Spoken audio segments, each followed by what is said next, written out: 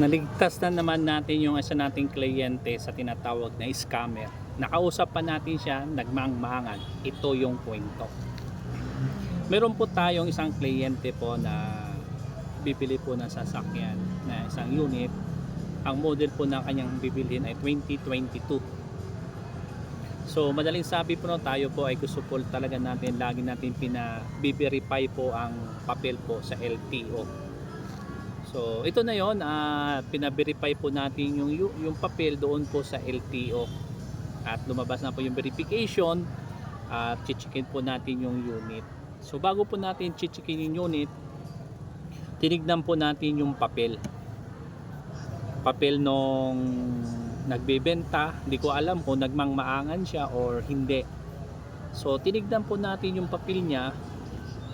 Ito yung nakakagulat minsan na unexpected sa mga talagang ako talaga natutuwa ako kasi habang tumatagal na natututo ako, naaaralan ko yung mga bagay na paisikot-sikot sa assist buying.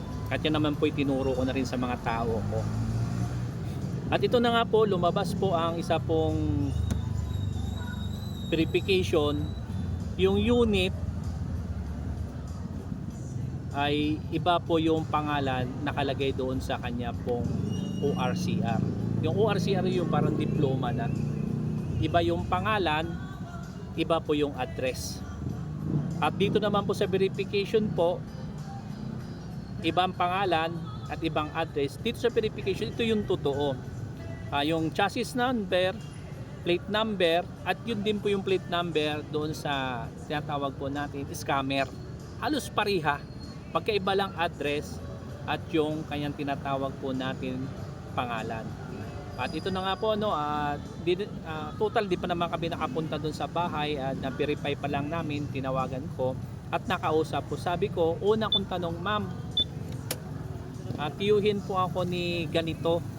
At tinanong po natin, ano po ba yung unit po ninyo? Sabi niya, sir, first owner to. Nakuha namin sa bidding ito at talagang first owner. At kung titingnan naman natin 2022, ganun po ba first owner pa, sabi niya, kompleto ang papers lahat. So makikita ko na sa umpisa pa lamang, alam ko para may red flag. Kasi bakit first owner tapos hawak kong verification, iba yung pangalan, pagkatapos chassis number pariha din sa hawak niyang ORCR, plate number pariha din. So tinanong ko, saan yung po ba yung galing? Sabi niya, nabit namin to at meron pang ng isang lending company nakapangalan kay ganito. So habang kami nagkikwentuhan, sabi ko, buy and sell po ba kayo? Sa umpisa sabi niya, oo. At tuloy ang kwento na, kasi pag-aalam ko, kapag lending po yun, nakapangalan po yun sa unang pangalan ng tao, tapos unang-una ko palagay po natin yung lending LFC, tapos pangalan ng tao.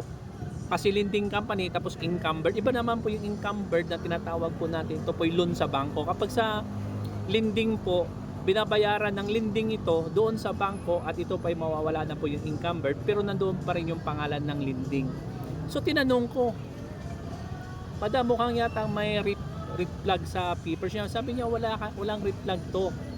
Kasi unang-una kompleto yung papel ko, unang-una kompleto lahat ito. Tapos tinanong ko ulit, itong papel nyo po ba ay naka-verify po ba kayo? Ay, hindi na namin kailangan i-verify to dahil 2022 to.